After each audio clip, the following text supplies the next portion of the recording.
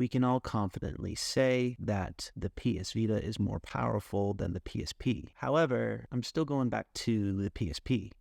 Why? Greetings, my fellow PSP heads, and welcome to the PSP Network, where we celebrate the greatest handheld of all time. In this video, I wanted to give a little bit of a comparison between the PS Vita and the PSP. Now, I've had the PS Vita before, and trust me when I say it was one of my favorite systems as a kid. I have both owned and sold both the PSP and the PS Vita, and both handhelds are from the same family, and they're both very powerful. And after a while of not having either system, for some reason I came back to the PSP. Well, there are three things that the PSP has over the Vita, and today we're going to go through them. Without further ado, let's go into the three things that the PSP has over the PS Vita, starting off with number one, the XMB. Now, the XMB is like iOS to an iPhone, and XMB is the user interface for PSP. And we have to remember that this XMB became the staple of what PlayStation 3, PS4, and now even PS5, what kind of menu system it was going to have. I think that's pretty amazing to me, and I don't think anybody has considered that before. Because the PS Vita is great and all, but the user interface on it is not fun at all. I don't like the bubbles. The menu system just looks very not PlayStation, if that makes sense. So yes, the user interface and the menu system on the PSP is, in my opinion, way better than the PS Vita. And yes, you can have a user interface XMB on the Vita, but the Vita needs the PSP in order to do that.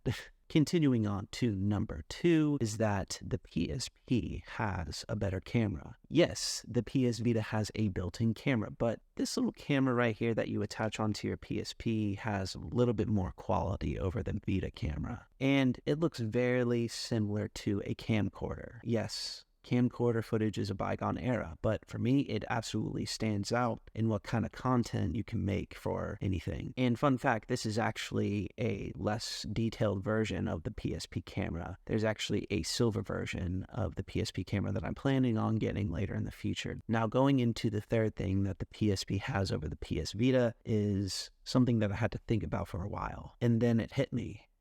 UMD Movies. And yes, PS Vita can play movies, but UMD Movies were a format that you can literally go out and get a physical copy, a disc, that you can put into your PSP and have a whole user interface for a menu system for the DVD. And that's something that the PS Vita does not have.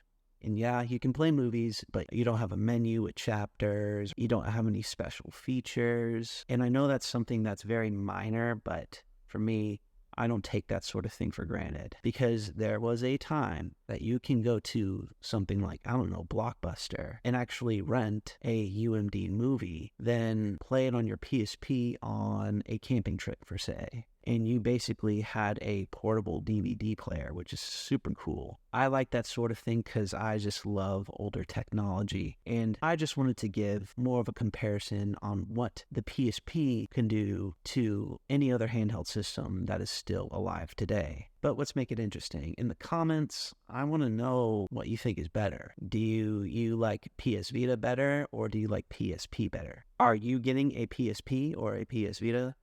Let me know as well. I hope you guys enjoyed this video, and if you haven't done so already, please do like and subscribe to the channel and hit that notification bell to be notified when I release my latest PSP content. There is a Discord live for the PSP network. Please come along and introduce yourself, see what we're about, and we would absolutely love to have you. I hope everyone has a wonderful day, and I'll see you guys in the next video.